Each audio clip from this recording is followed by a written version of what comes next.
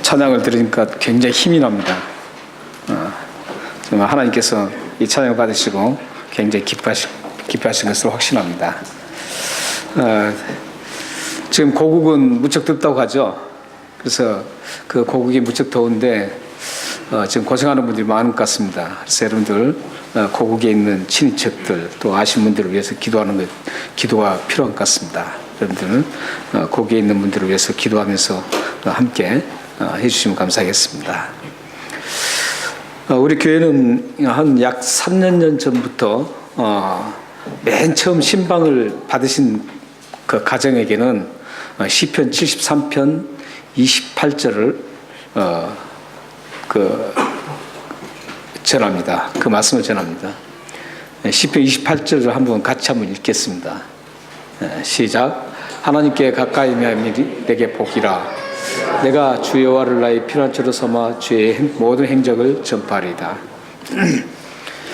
왜 제가 이 말씀을 맨 처음 신방을 원하는 분들에게 첫 신방일 때 이 말씀을 전하냐면, 우리 북부해변 장로교 모든 성도님들이 정말 복이 뭔가를 깨닫고 또 그 복을 정말 채취해서 정치해서 이 세상에 살아가면서 복을 받고 하나님으로부터 정말 무한한 사랑을 받고 살아가는 그런 가정이 되고 그런 삶이 되기를 원해서 이 말씀을 맨 처음 전합니다. 그래서 혹시 이제 신방을 원하시면 첫 신방을 받으신 분들은 이 말씀을 아마 받게 될 것입니다. 근데 여기 보면은 좀 이상한 말씀이 있습니다. 하나님께 가까이 함이 내게 복이라, 이 말씀입니다. 하나님께 가까이 한다는 것은 어떤 걸까요? 하나님은 사실은 그렇거든요. 시편 139편 7절에서 10절 말씀에 보면, 제가 띄울 겁니다.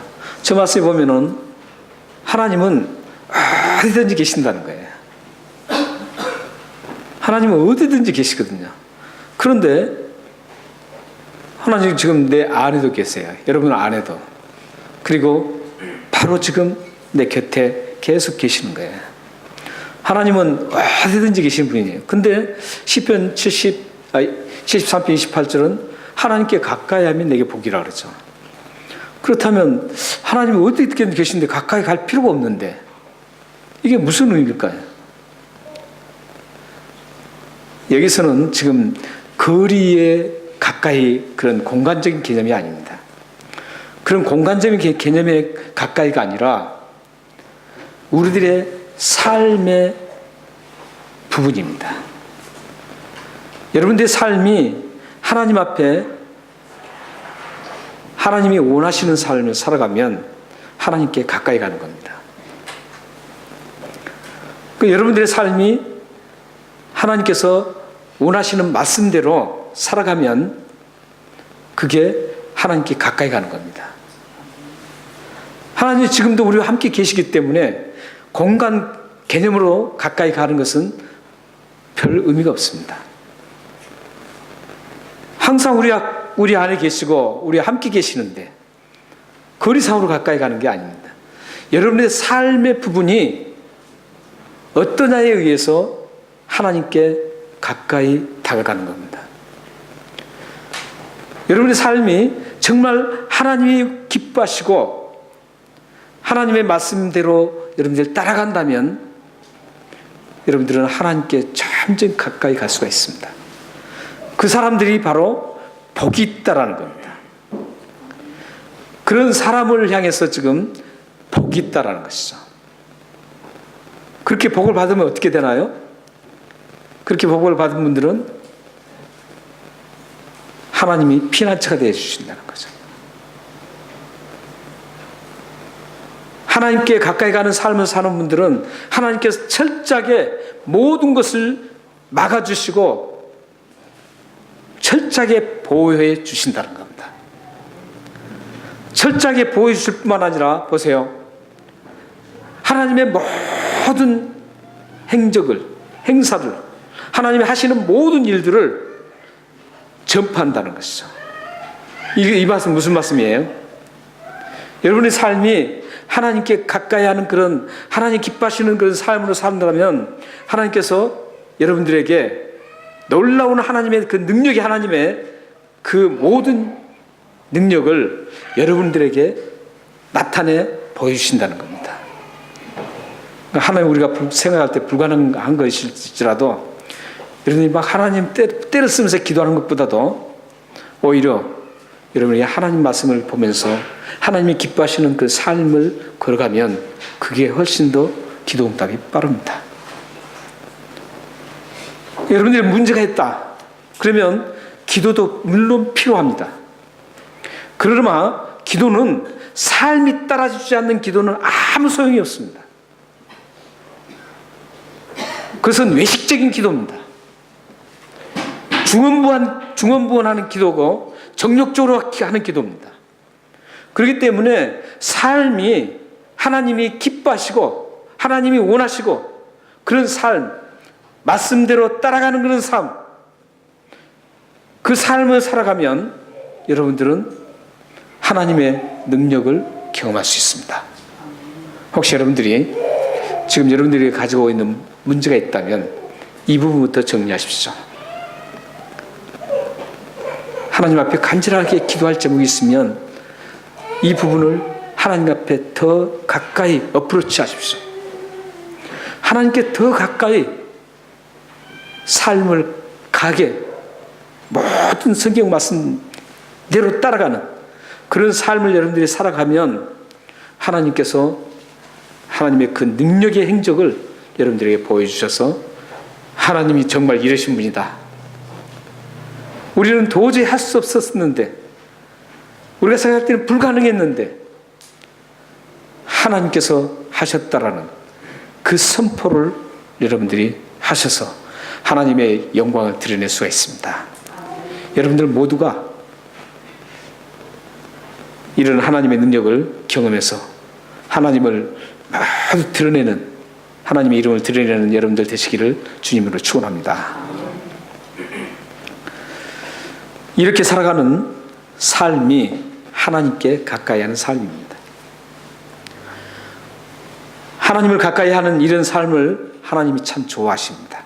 그래서 피난처가 되어주시고 또한 하나님의 위대하신 능력의 일들을 여러분 가정과 여러분 삶 속에서 펼쳐서 하나님을 드러내는데 사용하신다는 겁니다. 오늘 말씀에 나오는 바벨탑 사건의 가장 핵심 메시지는 하나님이 원치 않는 멀어져가는 삶을 살 때 그 결과가 어떤가 보여주는 사건입니다. 하나님과 멀어져가는 그 삶을 살아가는 사람들이 어떤 결과를 가져오는가, 이게 지금 이 바벨탑 사건의 핵심 메시지입니다. 창세기 10장 25절 말씀에 보면 노아의 5대 후손인 벨렉이라는 분이 있습니다.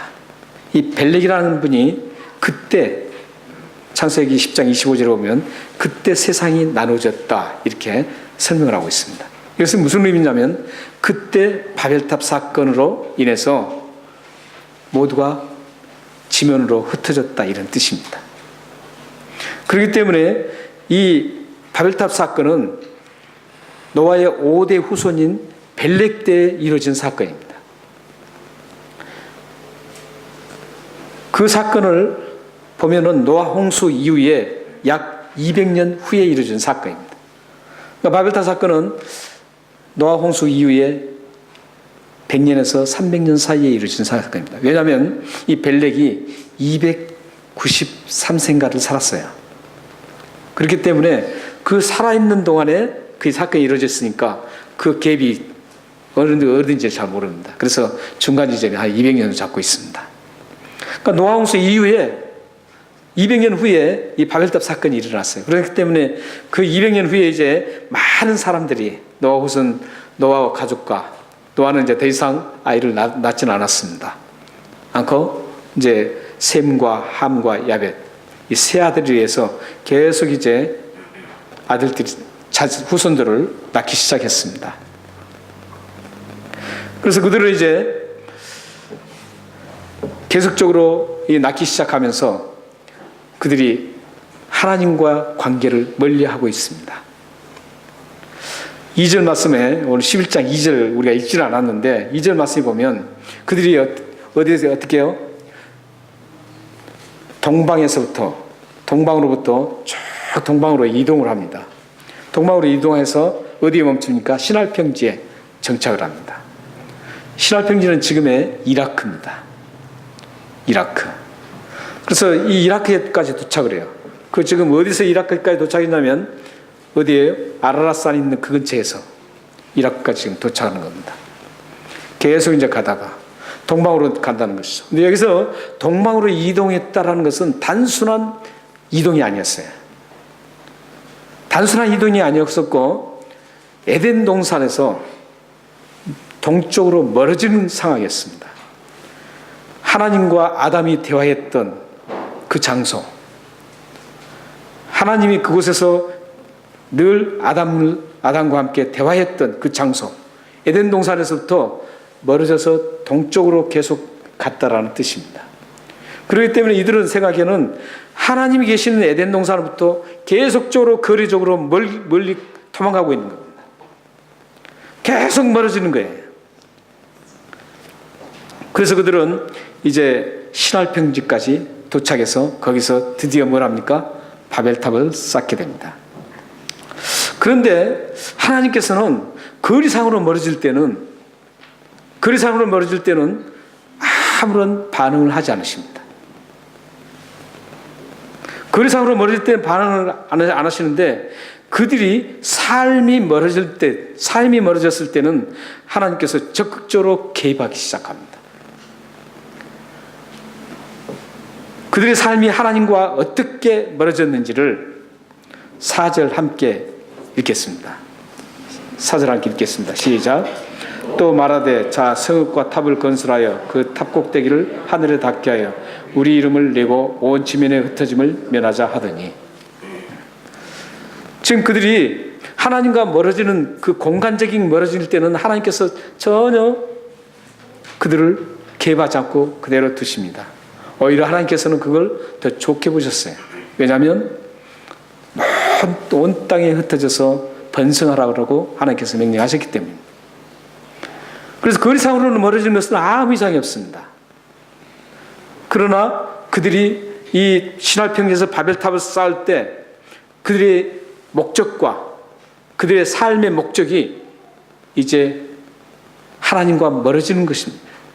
그게 두 가지로 나오고 있죠. 한 가지가 뭡니까? 자기들의 이름을 내는 겁니다. 우리 이름을 내는 겁니다. 자신들의 이름을 지금 드러내고자 하는 것이죠. 이 바벨탑 쌓은 그 자신들의 업적이 얼마나 대단한지, 얼마나 지혜롭고 똑똑한지 드러내고자 했습니다. 그래서 그 탑을 쌓는 목적을 가지고 있었습니다. 역사가 필로는 이렇게 얘기하고 있습니다. 바벨탑을 쌓을 때 사용된 벽돌 한 장 한 장에 그 쌓은 사람 이름을 새겼다고 합니다. 그러니까 그들이 얼마나 자기 이름을 열정적으로 드러내기를 원했는지 몰라요. 자기들이 쌓은 벽돌에 자기 이름을 기록할 만큼 대단한 열정을 가지고 자기 이름을 드러내는 그 하나 목적, 거기에 온통 힘을 쏟고 있습니다. 창조과학에서 그 당시 출산율을 계산해서 출원한 인구가 약 41,472명이라고 합니다. 그때 당시 출산율을 이제 계산해 보면 41,472명이 정도 되었다는 겁니다. 근데 뒤에 이제 또 다른 성경을 보면 더 많을 수도 있다는 것이죠. 그 사람들이 벽돌이 지금 제가 기억이 안 나는데 약 28만 장인가 들어갔다 그래요. 확실한 건 아니지만. 그러니까 그 벽돌 중요한 곳에 아마 자기들 이름을 적었을 거예요. 하나하나 다 적지는 않았겠죠. 많이 적은 사람도 있었겠지만 아무튼 그 벽돌에 이름을 기록하면서, 아니 그 벽돌 기록을 하지 않았다고 해도 그 목적이, 바벨탑 쌓는 그 원래 목적이 자기 이름을 드러내기 위해서, 우리 이름을 드러내기 위해서 쌓았다는 겁니다. 그들은 자신의 네임밸류를 높이려고 할 것이 아니었습니다. 조상 노아를 살려주셔서 이렇게 수많은 자손으로 번창하게 하시는 하나님을 찬양하고 이름을 높였어야 했습니다. 그들은 홍수 이후의 열악한 조건 속에서도 하나님이 보호하시고 인도해 주시고 먹이시고 이런 하나님의 이름을 찬양하며 감사했어야 했어요. 그들은 생명을 지켜주신 하나님의 이름을 드러냈어야 했습니다. 그러나 그들은 그 하나님은 다 잃어버리고 오직 자기들의 이름을 높이는데, 자기 네임밸류를 높이는데 온 열정과 모든 것을 쏟고 있습니다. 그렇다면 우리는 여기서 생각할 것이 있습니다. 바벨탑을 쌓았던 그 사람들만이 자기 이름을 드러내고자 열정을 가지고 있나요? 이 사람들만 자기 이름을 드러내기 위해서 삶을 살아가고 있나요? 아니요. 어쩌면 우리들이 더 내 이름을 드러내기 위해 몸부림치는지도 모릅니다. 지금까지 이끌어주신 하나님의 이름에 흠집이 나는 건 무심하게 지나치지만, 내 자신의 이름에 조금이라도 흠집을 내면 참지 못하고 분개합니다. 지금까지 생명을 유지시켜 주시고 필요한 모든 것을 공급해 주신 그 하나님은 간곳 없고, 모든 나의 이루어진 것은 나의 능력이라고 생각하며 살아갑니다. 하나님은 없이 오직 내 중심적으로 살아가는 삶, 이 삶이 어쩌면 바벨탑을 쌓았던 사람들보다 더 치명적일 수 있습니다. 여러분 모두가 지금까지 여러분을 이끌어 주시고 보호해 주시고 인도해 주신 하나님을 드러내는 축복의 삶을 살아가기를 기도합니다. 그들이 하나님과 멀어지게 된 또 하나의 삶이 무엇입니까? 지면의 흩어짐을 면하자는 겁니다. 그들이 지금 바벨탑을 쌓는 그 이유는 흩어짐을 면하자는 거예요. 이 흩어짐을 면하자는 그 행동은 9장 7절 말씀, 창세기 9장 7절 말씀에 홍수 이후에 하나님께서 너희는 생육하고 번성하여 땅에 편만하여 그 중에서 번성하라는 그 말씀을 정면으로 거부하는 겁니다. 이 말씀을 한마디로 요약하면 하나님 말씀을 따르지 않는다는 거예요. 하나님 말씀의 삶을 따르지 않는다는 겁니다. 내 삶이 하나님 말씀을 따라가지 않는다는 것이죠.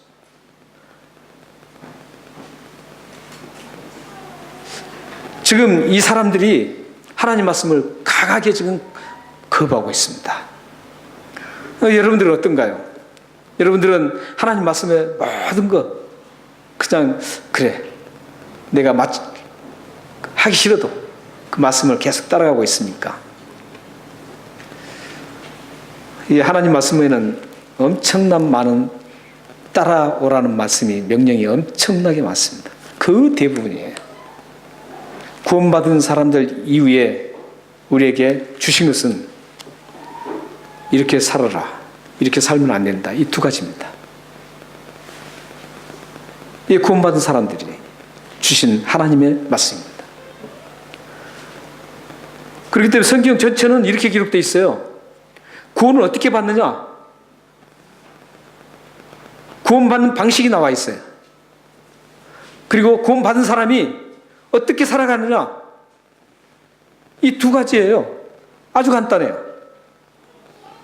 그런 케이스들을 다 모아놓은 게 이 성경이에요. 하나님 말씀대로 따라가는 사람이 있는가 하면 따라가지 않는 사람, 이 모든 것들을 다 케이스를 다 여기다 기록해 놓은 거예요. 그래서 따라가지 않는 삶은 어떻게 됐고 하나님의 말씀을 잘 따라가는 사람은 어떻게 됐는지 그 결과를 최후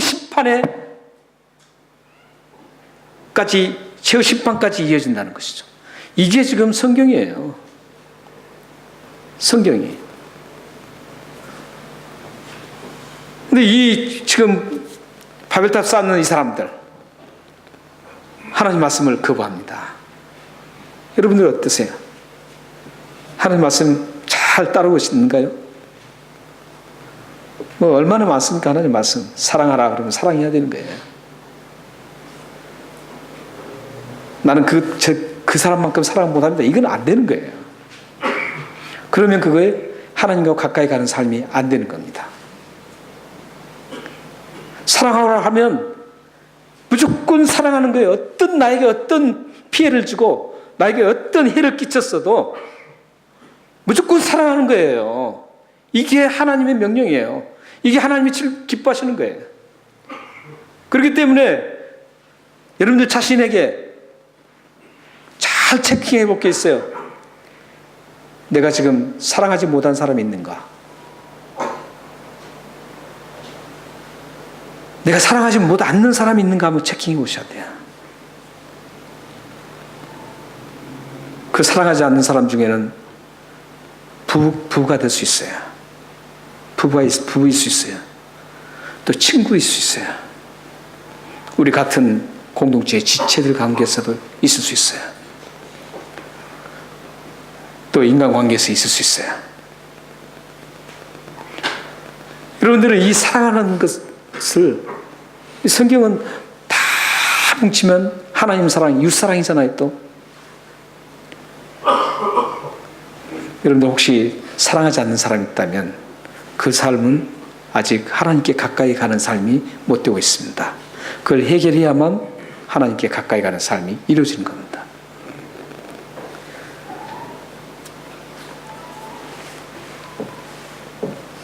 자, 그러면 여러분들아, 하나님의 말씀을 따르지 않으면 하나님께서 하나님과 멀어질 수밖에 없는 것이죠.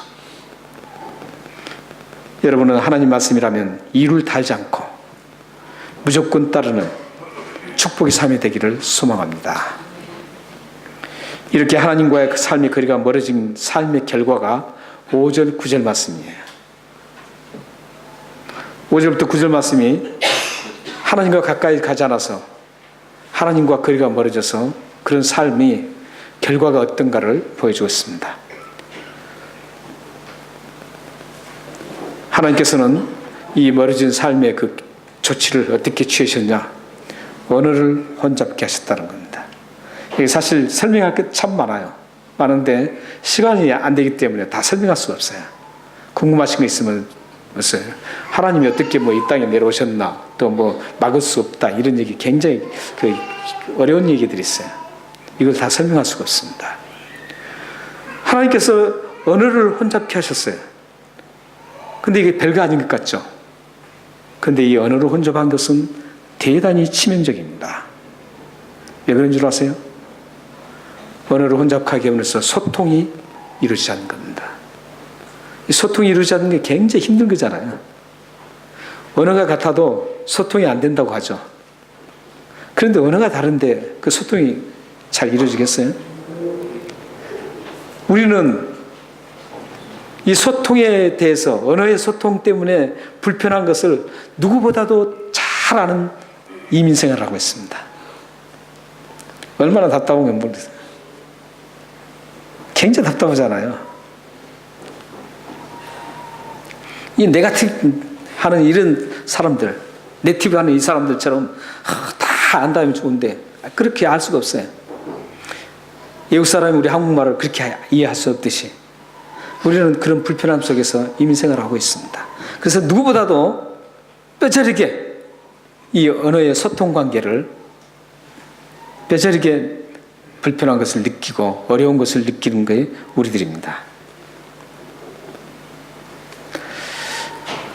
근데 이 소통 관계에서만 끝나면 이 언어 혼잡한 것, 언어를 흩으신 게 별 문제가 안 됩니다. 그런데 이 소통은 무엇을 넣은 줄 아세요?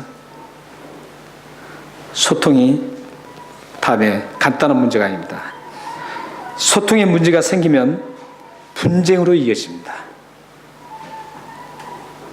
그 보면은 우리 삶 속에서 보면 대부분 분쟁은 서로 이해를 못해서 그런 거거든요. 이해를 못해서요. 이해를 못해서 소통이 안 되는 거죠. 언어가 서로 통하지 않는다는 것이죠. 그냥 말 언어뿐만 아니라 이 말 속에는 감정과 사상과 생각이 다 들어있는 게 언어입니다. 그래서 같은 말을 해도 다르게 들릴 수 있어요. 같은 말을 해도 기쁘게 듣는가 하면 같은 말을 하는데도 비꼬게 들리는 것이 있어요. 이게 똑같은 단어를 사용해도 그래요. 그만큼 소통 문제는 복잡합니다. 복잡해요. 그래서 서로 오해가 일어나고 서로 분쟁을 하고 싸우고 이렇게 됩니다. 그래서 이 언어 혼잡은 단순히 소통 문제가 아니라 이제 분쟁으로 번져가는 겁니다. 이 분쟁은 어디까지 가나요? 죽음까지 갑니다. 이 분쟁으로 인해서 분쟁이 죽음까지 일어나요. 그리고 여러 가지 죄들을 생산합니다. 이 언어 소통 이게 하나가 이런 엄청난 일들을 가져옵니다. 분쟁이 일어나면 어떻게 됩니까? 먼저 빼앗기는 게 뭐죠? 평안과 기쁨입니다. 여러분들 서로 안 좋은 사이 딱 만나면 기쁜가요? 평안해요? 불편하잖아요. 굉장히 불편해요. 서로 안 좋은 사이 뭔가 감정 있는 사람이 옆에 딱 오면 굉장히 불편해져요. 평안이 싹 가셔요. 기쁨도 싹 가셔요. 이 소통 문제입니다.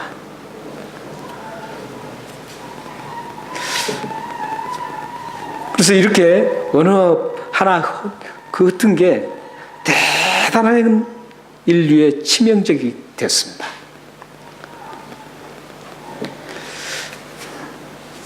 사실 이 언어는 이렇게 엄청난 것들을 우리들에게 가져다주는, 치명적으로 가져다주는 그런 사태를 발생시키고 있습니다. 그러므로 여러분들이 하나님의 말씀을 따르지 않을 때는 이 소통 문제가 생기고, 또한 내 이름을 드러내고자 할 때는 어떤 일이 생겨요? 어떤 일이 생깁니까? 하나님으로부터 멀어진다는 것이죠. 또 점점점 멀어진다. 이 두 가지 다 하나님 앞에 우리를 계속 멀어지게 하는 그런 삶입니다. 사랑하는 성도 여러분, 하나님의 은혜를 잊고 구원받은 여러분들은 하나님의 이름을 위하여 부름받은 특별한 존재입니다. 그런데 여러분의 삶이 여러분을 자신을 위해서 살아가고 하나님의 말씀을 따르지 않음으로 인해서 하나님과 멀어짐으로 인해서 하나님을 위하여 살아갈 존재가 그 기회를 상실하게 됩니다. 여러분들이 하나님의 이름을 드러내야 할 여러분들이 자신을 부인하고 하나님을 위해 살아가면 하나님과의 소통이 잘 이루어져서 그분의 뜻과 계획을 아름답게 이루어내는 축복의 삶이 될 것입니다. 하나님이 원하시고 기뻐하시는 삶을 살아가면 하나님의 말씀대로 따르며 하나님을 즐겁게 해드리면 평안과 기쁨이 넘치는 여러분의 삶이 이루어질 것입니다. 마지막으로 오늘 중요한 연결된 메시지를 하나 보시고 말씀 마치겠습니다. 요한계시록 7장 10절에서 11절입니다. 같이 한번 읽겠습니다. 시작. 큰 소리로 외쳐 이르되 구원하심이 보좌에 앉으신 우리 하나님과 어린 양께 있도다니 모든 천사가 보좌와 장로들과 생물의 주위에서 서 있다가 보좌 앞에 엎드려 얼굴을 대고 하나님께 경배하여 오늘 먼저 찬송할 때 이 찬송을 부렸었죠. 네, 참 어떻게 말씀과 잘 매치됐네요. 네. 구원하심이 보좌에 앉으신 우리 하나님께 있도다, 오늘 찬양을 했습니다. 참 은혜로운 찬양을 함께 하나님 앞에 돌려드렸습니다. 저 말씀이 뭐냐면 하나님께 영광을 좀, 우리가 천국 가서 하나님 앞에 다 영광을 돌려드리는 거예요. 영광을 돌리는데 어떻게 영광 돌리나요? 한국 사람은 한국말로, 또 미국 사람은 영어로, 호주 사람들 영어로, 또 아프리카 사람은 키스왈리어로, 뭐 이렇게 각자, 중국 사람은 중국어로 이렇게 찬양하는 게 아니에요. 그 흩어졌던 언어가 예수님이 오시는 그날은 하나로 다시 통합이 됩니다. 하나로 다시 다 회복이 돼요. 그 엄청난 소통의 문제가 있었던 것들이 다 하나님과의 소통이 원활하게 뚫려버립니다. 예수님 오는 그날은 우리들이 모두 한 목소리로 천국의 언어로 함께 구원하신 하나님을 찬양하면서 모두가 함께 즐겁고 평안과 기쁨을 누리는 그런 삶이 이루어진다는 겁니다. 그게 천국 생활입니다. 여러분들은 이 통일된 그날, 우리의 소원은 우리 대한민국의 통일이 아니라 우리의 소원은 예수 그리스도가 오셔서 언어가 통일되는 그날, 모두 함께 하나님의 영광을 우리 죄로 인해서 들려주지 못했던 것을 다 완벽하게 하나님의 영광을 드리는 그날을 소망하며 살아가는 여러분들 되시기를 주님으로 축원합니다. 기도하겠습니다.